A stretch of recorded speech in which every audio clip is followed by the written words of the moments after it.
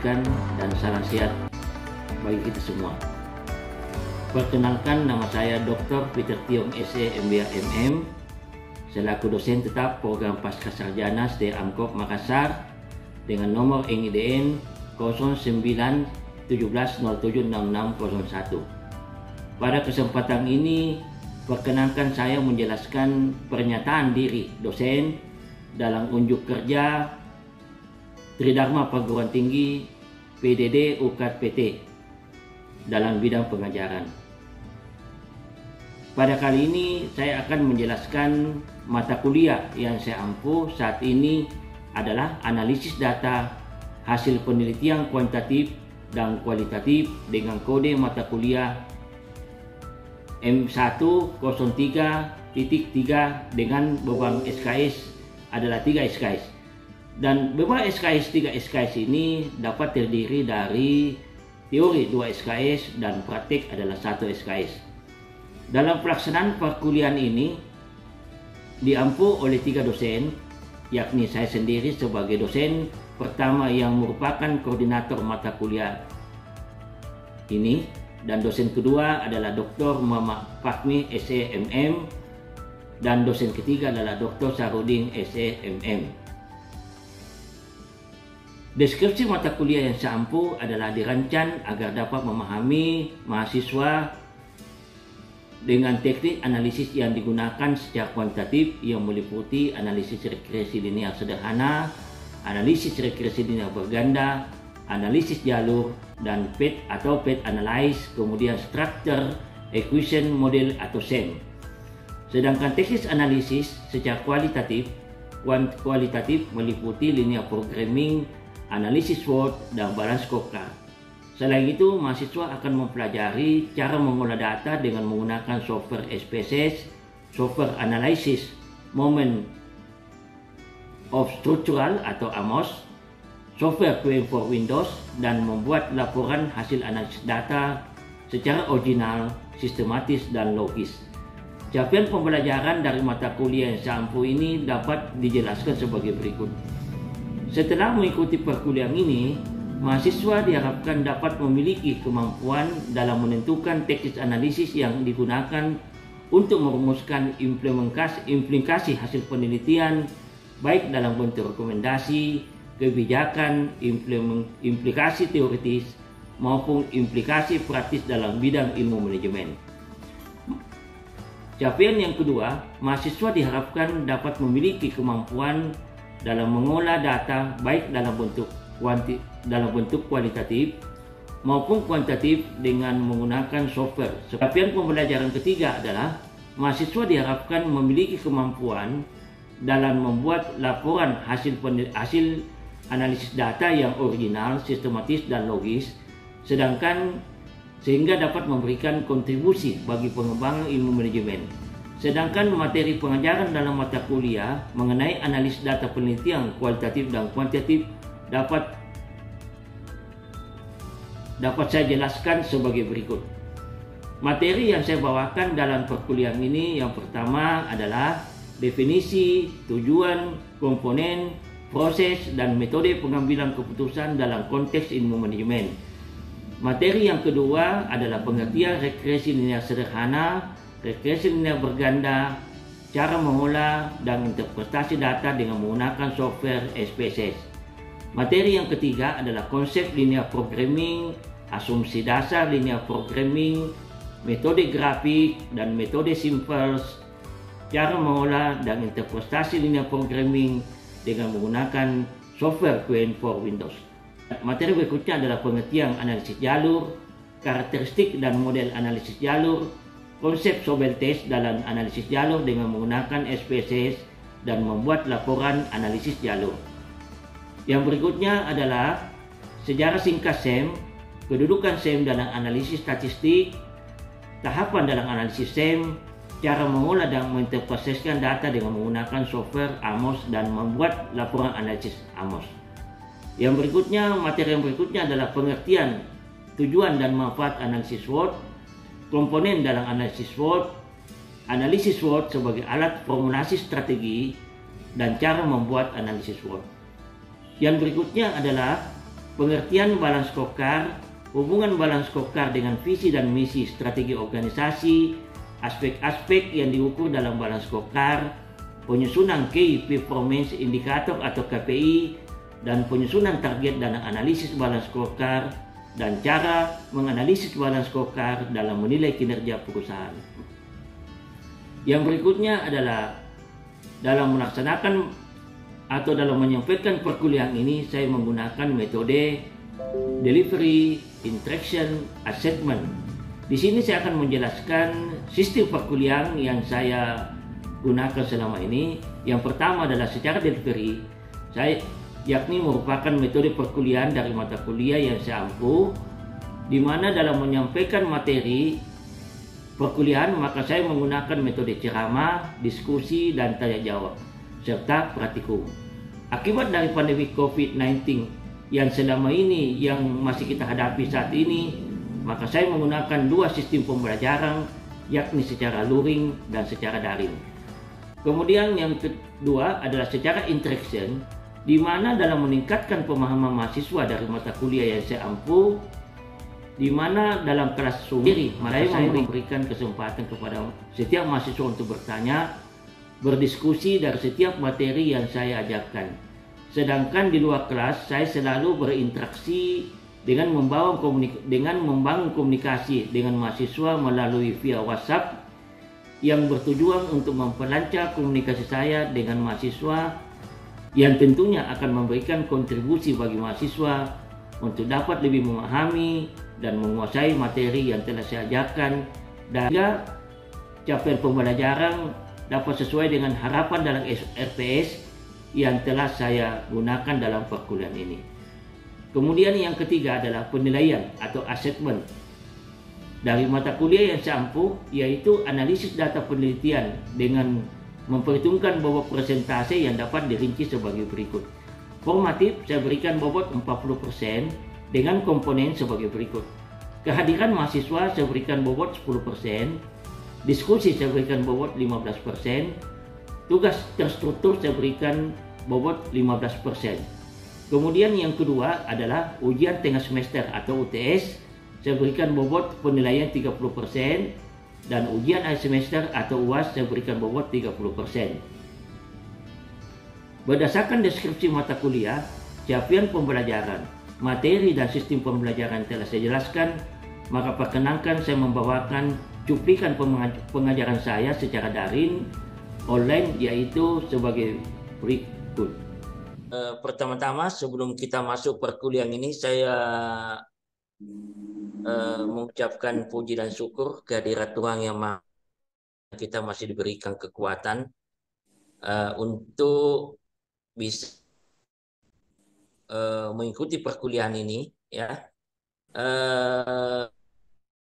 Dalam perkuliahan kita ini, kita materi yang akan saya bawakan pada siang hari ini adalah masalah analisis SWOT.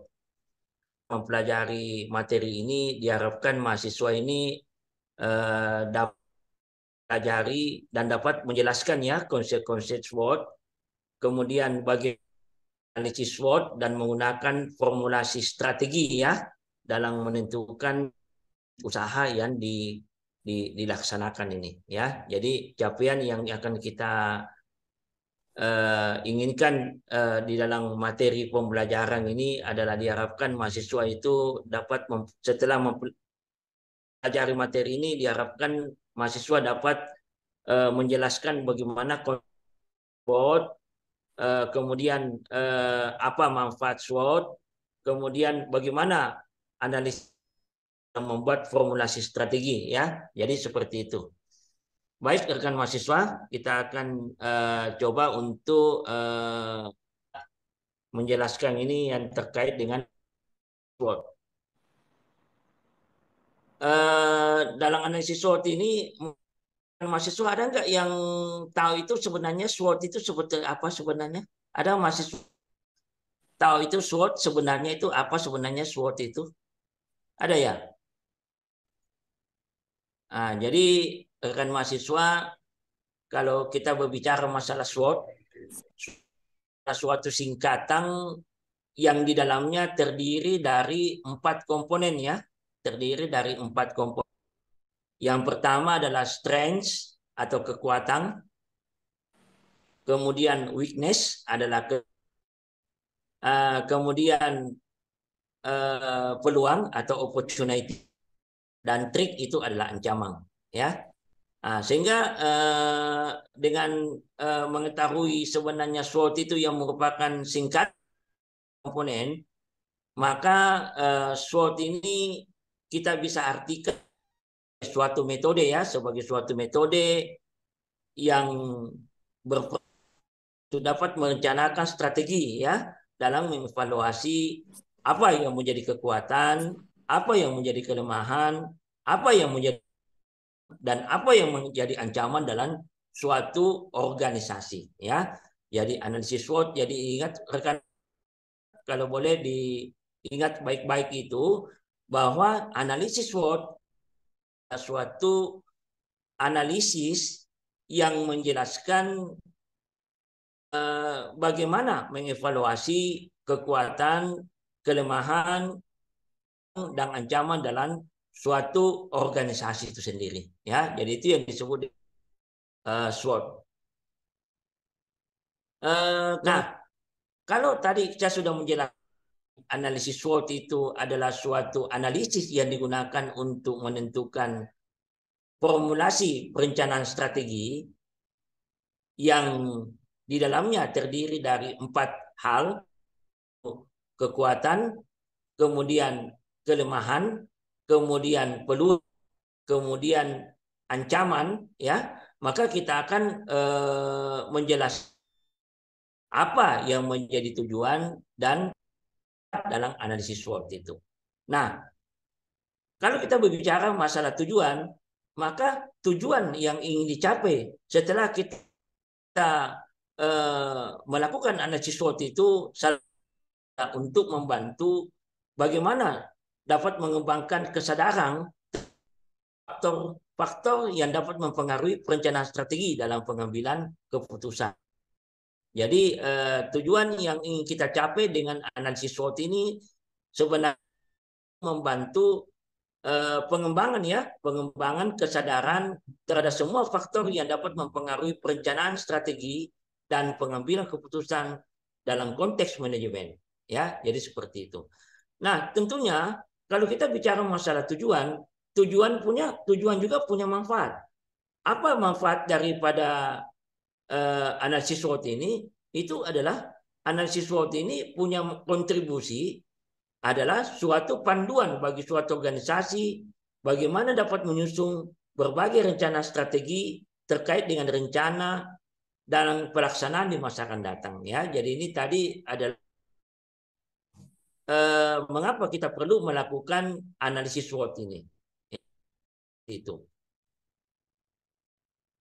Kemudian selain manfaat lain itu menjadikan suatu bahan evaluasi akan strategi dan sistem perencanaan dalam suatu organisasi. Manfaat berikutnya dengan analisis SWOT itu punya kontribusi di mana dapat memberikan kondisi-kondisi organisasi. Melalui informasi tersebut akan menjadi pedoman bagi organisasi dalam membuat kebijakan sebagai solusi atas hasil analisa yang sudah ditetapkan. Itu adalah tujuan dan manfaat dalam analisis SWOT itu. Ya, dan yang berikutnya analisis SWOT itu manfaatnya adalah dapat menjadikan suatu tantangan dan ide-ide baru bagi pihak manajemen ya. Jadi itu tujuan dan manfaat dalam analisis SWOT. Nah, analisis SWOT itu digunakan pada saat yang pertama suatu dapat menggali dan mengeksplorasi jalan untuk memperoleh inisiatif baru. Jadi analisis SWOT ini sangat diperlukan untuk mengenali dan mengeksplorasi jalannya suatu inisiatif baru ya. Jadi suatu organisasi ingin menggali ide-ide baru atau yang ingin mengeksplorasi jalannya suatu inisiatif baru, maka analisis SWOT ini dapat digunakan ya. Nah, yang berikutnya dengan analisis SWOT ini itu dapat memudahkan organisasi itu dapat mengambil keputusan ya. Jadi ini ya. Nah, yang berikutnya dengan analisis SWOT ini dapat digunakan pada saat organisasi itu dapat mengidentifikasi area-area yang memungkinkan untuk dilakukan perubahan dalam program. Nah, yang berikutnya adalah dengan analisis SWOT ini digunakan itu dapat dijadikan sebagai bahan perbaikan, lakukan penyempurnaan untuk mengarahkan upaya untuk menentukan ya. Jadi rekan mahasiswa analisis SWOT ini digunakan pada saat suatu organisasi dapat menggali ya operasi jalannya inisiatif baru ya. Nah, kemudian analisis SWOT ini dapat untuk mengambil keputusannya terkait dengan implementasi strategi untuk melahirkan suatu kebijakan baru. Yang berikutnya adalah dapat mengidentifikasi area-area yang melakukan perubahan dalam program dan melakukan upaya perbaikan-perbaikan melalui penyempurnaan dan mengarahkan upaya dalam penentuan rencana. Ya, jadi ini pada saat kita menggunakan di SWOT. Ya, seperti itu. Apa faktor si SWOT itu? Sebenarnya ada dua ya, ada dua faktor yang ketika analisis SWOT itu kita jalankan. Nah, yang pertama ada yang disebut strategi faktor analysis summary ya. Jadi faktor strategi ini di dalamnya meliputi dua ya, atau strength ya, kemudian kelemahan adalah. Nah, kemudian faktor yang kedua ada yang disebut dengan faktor strategi eksternal atau kita sering sebut juga dengan yang namanya eksternal strategi faktor analysis summary ya, yang di dalamnya terdiri dari dua ancaman ya. Jadi ini faktor yang sangat kita perlukan ya untuk kita ingin melakukan analisis SWOT ya. Jadi ini faktor-faktor yang mempengaruhi analisis SWOT ya. Jadi faktor analisis SWOT. Nah, sekarang kita akan bercerita mengenai komponen-komponen dalam analisis SWOT.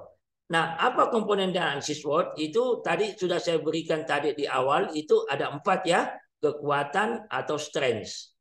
Nah, kekuatan atau strengths itu adalah situasi atau kondisi yang merupakan kekuatan organisasi ya. Jadi semua basis-basis kekuatan itu kita kategorikan dalam faktor internal ya, artinya faktor yang dapat dikendalikan ya, faktor yang dapat dijadikan sebagai faktor yang dapat dikendalikan oleh perusahaan ya. Jadi faktor yang dapat dikendalikan oleh perusahaan yang menjadi kekuatan itu kita masukkan dia dalam elemen strength. Nah, kemudian untuk kelemahan atau weakness itu adalah suatu kegiatan atau organisasi yang tidak dapat berjalan dengan baik. Artinya dari faktor penghambatnya ya, tapi rekan mahasiswa ingat bahwa faktor penghambat di sini adalah kita sering juga sebut dengan yang namanya masih dapat dikendalikan oleh perusahaan. Jadi semua basis-basis yang dapat dijadikan sebagai yang dapat dikendalikan oleh perusahaan itu kita kelompokkan sebagai faktor internal yang di dalamnya terdiri dari dua ya, yaitu kekuatan kemudian kelemahan. Nah, kemudian yang kedua, apa di luar daripada pengendalian bagi perusahaan? Yaitu ada yang disebut dengan eksternal faktor strategi. Nah, apa eksternal faktor strategi? Itu yang pertama ada yang disebut dengan peluang. Peluang ini atau kita sering juga sebut dengan yang namanya opportunity ya. Ini adalah faktor positif yang muncul dari lingkungan untuk memberikan kesempatan bagi organisasi ya. Nah, kemudian yang kedua ada yang disebut dengan ancaman atau threat. Ancaman atau threat ini adalah faktor negatif dari lingkungan yang dapat memberikan hambatan dengan berkembangnya atau berjalannya suatu organisasi program ya. Nah, jadi peluang dan ancaman ini adalah di luar dari kendali perusahaan ya. Jadi itu komponen-komponen tadi yang menjadi satu bagian dalam analisis SWOT. Untuk rekan mahasiswa ada nggak yang mau bertanya? Silakan Pak, kalau mau bertanya silakan yang mau bertanya. terkait dengan tadi Saya analisis SWOT. Ya, silakan Pak Ikun. mungkin kan tadi sudah dibahas masalah faktor-faktornya Pak Dokter. Cuma yang mau saya tanyakan, adakah jangka waktu harus dilakukan SWOT Pak Dokter dalam perusahaan, misalnya 3 bulan sekali atau 6 bulan sekali, atau tergantung dari perkembangan saja Pak Dokter? Ya, oke. Itu saja Pak Dokter. Oke, saya kira itu pertanyaan yang diajukan oleh Pak Haikun itu saya kira bagus, ya. Nah, jadi begini, ya. Sebenarnya analisis SWOT ini kita tidak perlu menentukan waktu, ya. Nah, tetapi kalau sepanjang kita mau menentukan strategi, ya, atau menentukan kebijakan baru, ya, nah itu kita bisa melakukan analisis, ya. Nah, jadi analisis SWOT ini tidak mengenal pada waktu kapan kita mau laksanakan, tetapi kuncinya analisis SWOT sepanjang kita ingin membuat kebijakan baru atau melakukan rekonstruksi baru terkait dengan kebijakan yang akan kita apa namanya yang akan kita ambil, maka kita perlu melakukan analisis SWOT. Ya, jadi seperti itu Pak Ikon. Ada pertanyaan lain? Silakan rekan mahasiswa. Pak Yauniwar barangkali mau bertanya atau Pak Suhardi, silakan Pak Suhardi. Silakan Pak Suhardi kalau mau bertanya terkait dengan analisis SWOT. Atau Pak Yanwar barangkali mau bertanya terkait dengan analisis SWOT, atau Pak Muhammad Difki, silakan kalau mau bertanya tentang SWOT. Karena saya kira SWOT ini saya kira sangat besar sekali, ya, sangat besar sekali kontribusinya, ya, dalam menggali ide-ide terkait dengan bagaimana kita membuat strategi, bagaimana kita membuat kebijakan untuk mencapai suatu misi dan misi, ya. Jadi misi kita tentukan, baru nanti kita akan menentukan bagaimana strategi yang akan kita capai untuk mencapai apa namanya untuk mencapai misi. Nah, dari penentuan strategi untuk mencapai visi dan misi, baru nanti kita ingin melahirkan yang namanya kebijakan, ya, kebijakan yang terkait di dalam pengelolaan suatu organisasi yang baik, ya. Jadi seperti itu. Ada yang mau bertanya? Ada? Kalau tidak ada, kita lanjutkan, rekan mahasiswa. Analisis SWOT dalam menentukan strategi itu ada gambar yang saya tentukan ini. Nah, kalau kita ingin membuat analisis SWOT, ya tentunya kan kita perlu mengenali dulu, ya, dua tadi. Tadi sudah saya jelaskan tadi di awal tentang faktor internal strategi dengan yang kedua faktor eksternal strategi. Ya, ini sudah ada, ya, analisis lingkungan eksternal, analisis lingkungan internal. Ya, jadi ini tadi sudah ada dua ini. Bagaimana kita menganalisis lingkungan eksternal yang di dalamnya terdiri dari dua, itu adalah peluang dan ancaman. Kemudian analisis lingkungan internal yang di dalamnya terdiri dari dua juga, yaitu kekuatan dan ancaman, ya. Jadi seperti ini. Nah, dengan kita menganalisis lingkungan internal dan eksternal, maka kita mulai dulu dengan melakukan evaluasi kinerja perubahan. Apa kinerja yang akan kita inginkan dengan perubahan yang terjadi saat ini? Nah, dengan kinerja perubahan yang terjadi saat ini, maka kita bisa mengevaluasi apa yang menjadi misi, apa yang menjadi tujuan, apa yang menjadi kebijakan. Nah, dari evaluasi misi, tujuan, dan kebijakan, maka kita bisa menganalisis budaya manajer yang di dalamnya terdiri dari dua, yaitu komisaris, manajemen puncak. Nah, setelah kita melakukan evaluasi kinerja, evaluasi misi, budaya, maka kita bisa melakukan analisis faktor strategis SWOT. Nah, dari faktor strategis SWOT ini, maka kita akan melakukan evaluasi review yang di dalamnya terdiri dari tiga, misi, tujuan, dan strategi. Nah, dari evaluasi dan review misi, tujuan, dan strategi, maka kita akan melakukan pilihan alternatif, mengimplementasikan dan melakukan evaluasi pengendaliannya. Nah, kemudian dari ini maka kita akan melakukan implementasi dan kita akan melakukan evaluasi terhadap pengendalian. Inilah bagaimana kita bisa menggunakan SWOT untuk melakukan formulasi strategi ya. Kemudian yang berikutnya kita akan belajar bagaimana cara menganalisis SWOT. Ya, jadi untuk menganalisis SWOT ini kita lakukan dengan membandingkan faktor eksternal, peluang dan ancaman, internal, kekuatan dan kelemahan ya yang dapat dibuat dengan diagram ini. Ya, diagram ini, dan diagram inilah nanti yang akan kita jadikan sebagai dasar untuk menentukan pada saat mana posisi strategi yang akan dipilih oleh perusahaan pada saat melakukan analisis SWOT ini. Nah, ini sudah ada kuadran 1, kuadran 2, kuadran 3, kuadran 4 ini sudah ada arti-artinya ini. Yang berikutnya ini di dalam membuat kerangka formulasi strategi kita melakukan tahap pengumpulan data, kita melakukan tahap analis, kita melakukan tahap pengambilan keputusan. Ini adalah tahap perencanaan strategi. Nah, dari tahap perencanaan strategi maka kita bisa membandingkannya antara eksternal, peluang dan ancaman ini ya yang dapat dijelaskan di dalam diagram berikut ini. Ini sudah ada ya, ini adalah bobot-bobot ya yang diperlukan untuk menghitung bobot dan rating pada saat kita melakukan analisis SWOT ini. Nah, yang berikutnya ada yang kita bisa ini adalah matris, inilah yang disebut dengan matris internal dan matris eksternal. Nah, dalam matris internal, di dalamnya ada item-item kekuatan. Ini kita bisa tentukan dengan melakukan survei, dengan kita menentukan apa basis kekuatan di sini. Kemudian untuk yang kedua adalah kelemahan, apa basis kelemahan di sini. Kemudian untuk peluang, apa basis peluang dan apa yang menjadi basis ancaman. Nah, kemudian bobot ini terkait dengan menjelaskan bagaimana seberapa penting elemen-elemen ini kita tangani. Ya. Nah, rating ini menunjukkan seberapa kuat, seberapa lemah, seberapa peluang, seberapa besar ancaman ini kita berikan nilainya ini.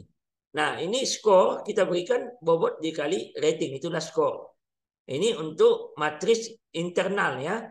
Nah, kemudian ini kita sudah ada di sini faktor-faktornya tadi dari 1, 4, mulai dari yang penting sampai dengan yang sangat penting. Ini sudah ada ini penentuan matris strategi internal. Dan setelah ini kita akan bawa dia ke sini. Ini sudah ada matris-matris faktor eksternalnya ini. Ini untuk matris TOS. Nah, matris TOS ini itu adalah kita akan menentukan bagi strategi ya. SO, WO, WT, ST. Strategi SO ini adalah strategi bagaimana menggunakan kekuatan untuk memperbesar peluang. Itu disebut dengan SO. Kemudian ST adalah bagaimana menggunakan kekuatan untuk memperkecil ancaman. Ya. Nah, kalau WO adalah bagaimana mengatasi ancaman dan memperbesar peluang. Nah, kemudian WT adalah bagaimana mengatasi ancaman dan mengatasi kelemahan. Ya, jadi sinilah yang disebut dengan matris TOS dalam analisis SWOT ini. Nah, itulah rekan mahasiswa bagaimana dengan analisis SWOT yang akan yang telah kita jelaskan ini. Untuk rekan mahasiswa kita buka untuk yang tanya jawab atau diskusi. Silakan untuk rekan mahasiswa. Saya Pak. Ya, silakan Pak Yanor. Ya. Siapa Dokter? Ya, silakan Pak. Terima kasih. Ya, terima kasih Pak Dokter. Saya ingin tanyakan apakah dalam melakukan analisis SWOT ini, khususnya dalam komponen ancaman, apakah yang namanya ancaman itu semuanya persoalan dari luar, Pak Dokter? Ya. Dari dalam organisasi itu sendiri, Pak. Bisa menjadi ancaman. Kalau ancaman itu dari luar, Pak. Ya, itu maksud saya. Ya. Jadi yang namanya ancaman itu semuanya dari luar, tidak ada yang dari dalam, Pak Dokter. Ya, dari dalam. Artinya di luar dari Ya, kendali terima kasih. organisasi itu. Itu namanya ancaman, Pak. Kalau kelemahan itu di dalam kendali dalam organisasi sendiri. Misalnya Pak ya, saya berikan contoh Pak. Kalau kelemahan misalnya ya, kita kekurangan SDM. Ya, Iya. kekurangan sistem informasi. Sistem informasi belum berjalan dengan baik. Itu berarti masih dalam batas kendali dalam organisasi itu. Ya, nah, kalau ancaman misalnya munculnya undang-undang baru. Yang kedua mungkin munculnya cara online, ya, atau mungkin terjadi pandemi COVID sehingga bisa mempengaruhi orang agak sulit dalam bekerja. Itu di luar dari kendali organisasi, maka itu disebut dengan ancaman. Nah, begitu Pak Yana. Ya, yang lain yang masih mau bertanya?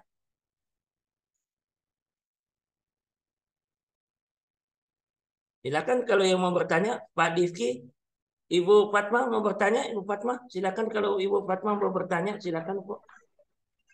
Apa yang mau ditanyakan Bu terkait dengan analisis SWOT? Karena analisis SWOT ini sangat besar sekali kontribusinya bagaimana kita bisa membuat perencanaan strategi ya.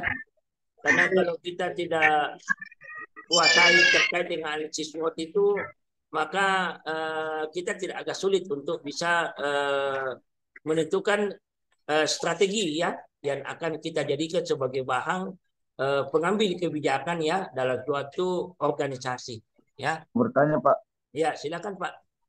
bagan yang tadi kita gambarkan Pak di slide kedua kalau saya tidak salah Pak, Iya. itu memang tetap pada bagan itu apakah ataukah masih bisa berubah pada satu sama lain Pak?